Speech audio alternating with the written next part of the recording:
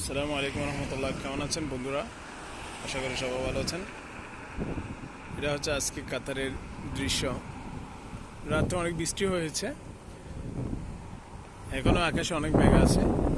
আশা করি অনেক বৃষ্টি হবে। বৃষ্টি হওয়া তো অনেক, ওয়েদারটা অনেক সুন্দর হয়ে গেছে। আর এটা হলো আমাদের অফিসের বিল্ডিং।